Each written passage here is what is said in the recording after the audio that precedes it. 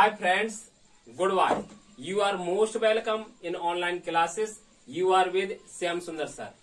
Dear students, today we shall study the poem To a Skylark of William Wordsworth. तो प्रिय विद्यार्थियों मित्रों, आज हम एक महत्वपूर्ण पोएम विलियम वर्ड्सवर्थ की टू अ स्काईलार्क का अध्ययन करेंगे। फ्रेंड्स, आज हम विलियम वर्ड्सवर्थ की एक महत्वपूर्ण पोएम टू ए स्काईलार्क का अध्ययन करेंगे। इससे पहले हम इस पोएम का हिंदी में जिस्ट देखेंगे कि आखिर ए स्काईलार्क, जिसे हिंदी में कहते हैं अबाबिल, जो अबाबिल पक्षी होता है, उसके बारे में पोएम लिखी गई है। और इसका सारांश देखें क्या है। To a skylark William Wordsworth की एक महत्वपूर्ण कविता है। कवि स्काईलार्क अर्थात अबाबिल का स्वागत करता है और उसे आकाश के गायक तथा आकाश में विचरने वाले प्राणी के रूप में संबोधित करता है, क्योंकि यह पक्षी स्वर्गिक संगीत लहरी प्रभावित करता है, जो संसार को आनंद की भावना से भर देता है। यह आकाश में उड़ान भरता है और स्काईलार्क बहुत ऊंचे उड़ जाता है। यह आकाश में अदृश्य हो जाता है और गाता है। कवि प्रश्न करता है कि क्या स्काईलार्क धरती से घृणा करता है, क्योंकि यह संसार चिंताओं से परिपूर्ण है। आइए फ्रेंड्स, यह कविता हमें बताती है कि हम चाहे कितनी ही ऊंचाइयों को पा लें, लेकिन हमारी जड़ें अपने घर परिवार से हमेशा जुड़ी होनी चाहिए। इसी तरह स्काईलार्क एक शानदार संदेश हमें देती है। Main points about the poem to a skylark was composed. आखिर स्काईलार्क को विलियम वर्ड्सवर्थ जी ने कहां कंपोज किया था। आ रिडल माउंट इन 1825, 1825 में रिडल माउंट में कंपोज्ड किया था, ऐसे लिखा था। This poem was published in 1827। यह कविता कब पब्लिश्ड हुई थी, प्रकाशित हुई थी, तो 1827 में हुई थी। This poem has the total lines. इस पोएम में कितने लाइन्स हैं, तो 15 लाइन्स हैं इसमें। PB Shelley has also written a poem. और पीबी शैली जी ने भी इसी टाइटल से लेकर के एक कविता लिखी है। उसका नाम बताना आखिर क्या है। Ode to a skylark. Shelley's skylark is written by Thomas Hardy. एक पोएम और है शैलीज स्काईलार्क, जो थॉमस हार्डी ने लिखी है। Wordsworth to a skylark is a sonnet and philosophical poem. Ethereal minstrel is addressed in the poem. अर्थात ethereal जो यानी मिंस्ट्रेल है, कविता में किसके लिए संबोधित किया गया है, तो स्काईलार्क अबाबिल पक्षी के लिए संबोधित किया गया है। What are two words in this poem? और इस कविता में कौन से दो पक्षी हैं जो दिखाए गए हैं, तो skylark and nightingale. Pilgrim of the sky, आकाश का तीर्थयात्री। इस कविता में किसको एड्रेस किया गया है, स्काईलार्क। फ्रेंड्स, सबसे महत्वपूर्ण बात नीचे जो 10वें पॉइंट पर है, इसको देखेंगे, क्योंकि कॉम्पिटिशन्स में यानी पूछा भी गया है ये कि आखिर इनके टाइटल जब अलग डिसाइड करते हैं कि विलियम वर्ड्सवर्थ जी का टाइटल क्या है एक्यूरेट और पीबी शैली का क्या है, तो काफी कंफ्यूजन में रहता है। तो यही दोनों टाइटल स्पष्ट करे गए हैं कि जब विलियम वर्ड्सवर्थ के लिए अगर टाइटल आता है तो टू द स्काईलार्क, और पीबी शैली के लिए अगर आता है तो टू ए स्काईलार्क है। इस पोएम का हम लाइन टू लाइन इसका भावार्थ देखेंगे, इसका हिंदी अनुवाद पढ़ेंगे।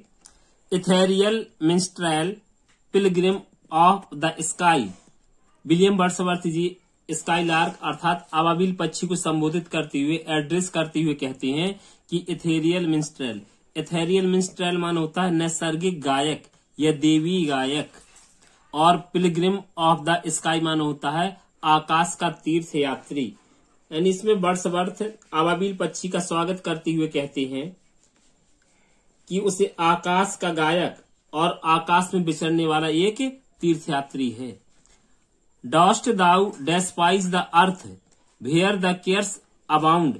और फिर उस पक्षी के लिए कहते हैं कि ये जो पक्षी है जो आकाश में ऊपर जाकर के यानी गायन करता है और विचरण करता है, ऊंचे आकाश में अपनी उड़ान को भरता है, तो कवि यानी विचार करता है कि आकाश में ऊंची उड़ान भर करके क्या संदेश देना चाहता है। कवि कहता है डस्ट दाउ डेस्पाइज, दाउ माने तुम और डेस्पाइज माने घृणा करना, अर्थ माने पृथ्वी, भेयर माने यहाँ पर, केयर्स माने चिंताएं, अबाउंड माने भरी हुई है। कवि कहता है यह जो स्काईलार्क पक्षी है इस पृथ्वी से डेस्पाइज करता है, घृणा करता है, नफरत करता है, क्योंकि यह जो संसार है, अबाउंड माने परिपूर्ण या भरा होना, केयर्स माने चिंताओं से, यह जो संसार है चिंताओं से भरा हुआ है ना, परेशानियों से भरा हुआ है। इसलिए यह जो पक्षी है ऊंचे आकाश में उड़ान भरता है और अपनी मधुर संगीत का गायन करता है ना, अपने गीत का गायन करता है और अपनी आनंदपूर्ण भावनाओं से, अपने आनंदपूर्ण संगीत से इस संसार को खुश कर देता है। फिर आगे, और व्हाइल जबकि द विंग्स एस्पायर, विंग्स माने पंख, एस्पायर माने होती है अभिलाषा या महत्वाकांक्षा, और इस पक्षी की हमेशा ही एक महत्वाकांक्षा रहती है। विंग्स यहाँ पर उड़ने का प्रतीक है, विंग्स की हमेशा पंख फड़फड़ाकर आकाश में, ऊंची नीले आकाश में उड़ जाना चाहता है। आर हार्ट एंड आई, और कहता अपना हृदय और जो आई उसकी जो आंखें हैं, अर्थात है, लेकिन फिर भी ऐसा नहीं है, कहते इसका जो हृदय है और जिसकी जो आईज हैं, फिर भी कहता है कि ऊंची उड़ान के बावजूद भी, नीले आकाश में जाने के बाद भी उसका हृदय और उसकी आंखें इस पृथ्वी लोक से, इस पृथ्वी से यानी उसकी जुड़ी रहती हैं। Both with thy nest upon dewy ground, देखिए लाइन स्पष्ट भी करती, बौद्ध माने दोनों होता है और नेस्ट माने घोंसला, डेवी ग्राउंड माना होता औस भरा ग्राउंड, अर्थात पृथ्वी के लिए आया है। और कहता है उसका जो हार्ट है यानी उसका दिल, एंड और कहता आई उसकी आंखें या नजरें हमेशा अपने घोंसले से यानी क्या होती हैं, लगी रहती हैं। और डेवी ग्राउंड, और इस पृथ्वी से जो औस युक्त जो ये पृथ्वी है उससे उसका दिल लगा रहता है, अर्थात ऊंची उड़ान के बावजूद भी उसका पूरी तरह से यानी स्नेह होता है अपने घोंसले से जो उसका पृथ्वी पर बना हुआ होता है।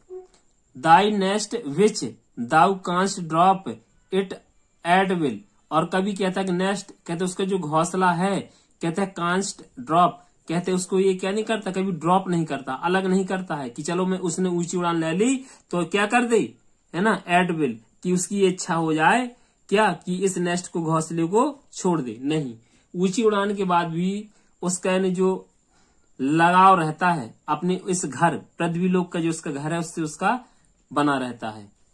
Those covering any wings composed that music still, कभी कहता है कि जो अबाबिल पक्षी है, कवरिंग माने कांपती हुई, फड़फड़ाती हुई, विंग्स माने पंख, कंपोज्ड माने यहाँ पर कंपोज दैट म्यूजिक माने होता है गीत की रचना करना, कहते उसकी जो फड़फड़ाते हुए पंख हैं, कहते एक मधुर एंड संगीत की रचना करते हैं, है ना, एक क्या, एक हार कहते हैं, एक ऐसी हार मेलोडी होती है जो मधुर होती है।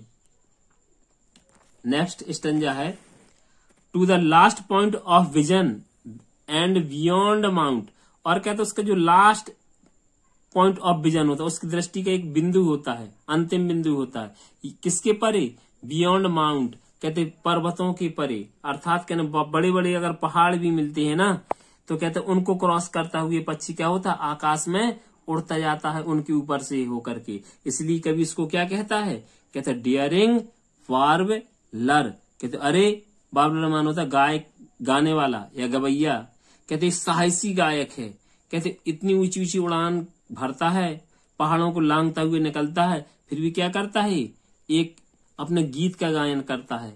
दैट लव प्रॉम्प्टेड स्ट्रेन, और कवि कहता है कि हमेशा ये प्रॉम्प्टेड प्रेरित करना, स्ट्रेन माना होता है लय या पूरी शक्ति से गाना गाना, स्ट्रेन माने यहाँ गीत से है, और कहता है फिर भी दैट लव उसका पूरा स्नेह होता है प्रॉम्प्टेड स्ट्रेन यानी पूरी शक्ति से, यानी उस गीत का गायन करने के लिए, है ना, इस तरह से कभी क्या होता है, प्रॉम्प्टेड होता है, उत्साहित होता है ये पक्षी अपने गीत गाने के लिए। टिविक्स्ट माना होता है बीच में, दी एंड दाइन आर नेवर फॉलिंग बॉन्ड। अर्थात कहना चाहता है ये कि इसका जो एक बॉन्ड होता है, एक जो इसका रिश्ता होता है, नेवर फेलिंग, नेवर माने कभी नहीं, फेलिंग माने असफल। अब किसके बीच का ये रिश्ता होता है ना, इसका सोचें विचार करें थोड़ा। अर्थात जो आकाश और पृथ्वी के बीच का इसका जो रिश्ता होता है, क्योंकि ऊंचे आकाश में उड़ता है, अपने गीत को गाता है, लेकिन पृथ्वी को नहीं छोड़ता है, जहां इसका क्या बना होता है, घोंसला बना होता है। तो कहते दोनों के मध्य एक बॉन्ड रखता है, एक संबंध रखता है, एक लगाव रहता है, नेवर फेलिंग, उसको कभी ये नहीं छोड़ता नहीं है ये अबाबिल पक्षी। Thrills not the less the bosom of the plain. Thrills माने रोमांच, नॉट लेस माने कम नहीं, बूजम माने हृदय, प्लेन माने मैदान। अर्थात कहने का मतलब जो प्लेन है, जो पृथ्वी है, इसके पृथ्वी उसके हृदय में कोई लेस यानी कम प्यार नहीं होता है। अर्थात पृथ्वी में जहां उसका जो घोंसला होता है, उसके प्रति भी उतना ही उसे स्नेह होता है। Yet mightst thou seem, mightst माने शक्तिशाली, प्राउड प्रिविलेज, और कहता है ये तो बड़ा माई टेस्ट है ना, बड़ा यानी क्या है, एक बहादुर, एक शक्तिशाली है। प्राउड कहते एक स्वाभिमान से भरा हुआ पक्षी होता है, जो कहते प्रिविलेज, कहते इसे एक विशेष अधिकार लगता है, ईश्वर द्वारा दिया गया। काहे के लिए, to sing all independent of the leafy spring, और कहता अपने गीत को सिंग करता है कब, ऑल इंडिपेंडेंट माने स्वतंत्र रूप से, लीफी स्प्रिंग जब पत्तेदार हरा भरा क्या आ जाता है, बसंत होता है, तब यानी अपने गीत का गायन ये पक्षी करता है, स्काईलार्क। और फ्रेंड्स जो लास्ट स्टंजा है ये काफी महत्वपूर्ण है, क्योंकि एग्जाम में इससे लाइनें आती रहती हैं, और जो हाईलाइट लाइनें की गई हैं अधिकांशतः इनके ही चांस है आने के लिए, इसलिए इनको थोड़ा सा ज्यादा अच्छे से नोटिस करेंगे। फिर कभी नेक्स्ट स्टंजा में कहता है, अर्थात तीसरा स्टंजा है, क्या बताता है, कभी कहता है इसमें कि इसका सार रूप में है, अबाबिल अपने सुंदर और मोहक संगीत से संसार को आनंद से भर देता है। अबाबिल की भावनाओं और नाइटिंगेल की भावनाओं में बड़ा अंतर पाया जाता है, क्योंकि जो अबाबिल की संगीत लहरी में अपेक्षाकृत अधिक दिव्यता होती है, जबकि नाइटिंगेल की उसमें अपवित्रता होती। क्यों? क्योंकि जो स्काईलार्क होता है वो आकाश से गाता है, और जो नाइटिंगेल जो होती है वो पृथ्वी से गाती है। आकाश यहाँ पवित्र स्थान माना गया है और पृथ्वी को अपवित्र स्थान माना गया है। और देखते हैं किस प्रकार ये पोइम, ये एक फिलोसफिकल यानी स्टंजा है, जो एक स्पिरिचुअल दिखाता है, एक यानी इसमें आध्यात्मिकता है इस स्टंजा में। देखते हैं किस तरह से कहते, leave the Nightingale her सैडी would, और कभी कहते लीव माने छोड़ देना, नाइटिंगेल माने बुलबुल, सैडी माने होता है छाया, वुड माने जंगल है ना, और यह अंधेरा भी होता है सैडी माने। कहते जो बुलबुल होती है, जो सैडी वुड जो घना जंगल होता है ना, ये अंधेरेदार जो जंगल होते हैं, जो जब बहुत ज्यादा घना हो जाता है तो अंधेरा हो जाता है ना, सैडी वुड बहुत ज्यादा जहाँ छाया रहती है, कहती है उससे यानी गाती है, क्योंकि नाइटिंगेल इसको लीव कभी छोड़ती नहीं है, यानी ऐसी जगह से गाती है। और नाइटिंगेल के लिए कहा गया है कि ये रात्रि में ही गायन करती है, लेकिन जो हमारा स्काईलार्क है वो रात्रि में गायन नहीं करता है। A privacy of glorious light is thine, और कहते ये तो यानी क्या करता है, नहीं प्राइवेसी माने एकांत, ग्लोरियस माने शानदार, लाइट माने प्रकाश, इज थाइन माने होता तुम्हारा। लेकिन लावा वो अबाबिल पक्षी के लिए कहा गया है, स्काईलार्क के लिए कहा गया है, ये तो जब कब गाता है, कहते जब ग्लोरियस लाइट होती है, शानदार रोशनी होती है सूर्य की, तब अपने गीत का गायन करता है। कहते whence thou dost pour upon the world of a flood, और कहते हैं जो स्काईलार्क होता है, पोर माने उड़ेल देना, अपॉन माने पर, वर्ल्ड माने संसार, और आ फ्लड माने होता है बाढ़। अर्थात काहे की बाढ़ यहाँ दिखाई गई है ना, एक मधुर संगीत जो उसका जो गायन करता है उसकी बाढ़ को दिखाया गया है ना, flood of melody, flood of harmony, इसके लिए दिखाया गया है। कहते लेकिन ये आकाश से ठीक है एक मधुर संगीत उड़ेलता है, एक बाढ़ आ जाती है इसके मधुर संगीत की, अर्थात उससे संसार क्या हो तो वर्ल्ड प्रभावित होता है इसके संगीत से। और कभी क्या लिखा भी है, आ फ्लड ऑफ हारमोनी, कि एक बिल्कुल सद बिल्कुल मधुरता आती है इसके संगीत में, एक हारमोनी आती है। कहते विद इंस्टिंक्ट मोर डिवाइन, ठीक है ना, इंस्टिंक्ट माने होता है स्वाभाविक रूप से, इंस्टिंक्ट माने स्वाभाविक रूप से, मोर माने अत्यधिक, डिवाइन माने पता ही होगा आपका, अर्थात ईश्वरी या देवी होता है। यहाँ कहने का मतलब है कि जैसे कि बुद्धिमान पुरुष अपने विचारों को कहते हैं इधर उधर नहीं भटकाते, क्या करते हैं, ऊंचाइयों की ओर ले जाते हैं, है ना, उसी प्रकार यहाँ पर यानी कवि है स्काईलार्क की तुलना यहाँ पर वाइज अर्थात बुद्धिमान जो उच्चतम आध्यात्मिक रूप से यानी क्या होते हैं, प्रेरित होते हैं, उनसे तुलना करता है कवि इस स्टैंजा में। देखें और कहता है विद इंस्टिंक्ट मोर डिवाइन, और कहते जिस प्रकार से यानी कोई यानी महापुरुष होते हैं अत्यधिक डिवाइन होते हैं, ईश्वरी होते हैं, आध्यात्मिक होते हैं, कहते उसी प्रकार लावा पक्षी भी डिवाइन होता है। टाइप ऑफ द वाइज, उसी प्रकार, किस प्रकार, जैसे कोई वाइज होता है, कोई आध्यात्मिक व्यक्ति होता है, कोई बुद्धिमान व्यक्ति होता है। हु सोर, जो ऊंचा, अपने यानी सोर माने उड़ना, अर्थात उनकी जो मानसिक प्रवृत्ति होती है महापुरुषों की, अर्थात देवी है ना, ईश्वरी यानी लोक की ओर सोर करती है, उड़ान भरती है। बट नेवर रोम, और वे कभी भी यहाँ वहां भटकते नहीं है, उनका मन कभी यानी इन संसार की चंचल गतियों में यहाँ वहां भटकता नहीं है। उसी प्रकार कवि लावा पक्षी के लिए कहता है, स्काईलार्क के लिए कहता है type of the wise of an who sore, कहते बुद्धि उसी महापुरुषों की तरह, बुद्धिमान महापुरुषों की तरह होता है। कहते वट नेवर रोम, जो कभी यहाँ वहां भटकता नहीं है, अपना ध्यान पूरी तरह से इस गीत गायन को है ना में लगाता है।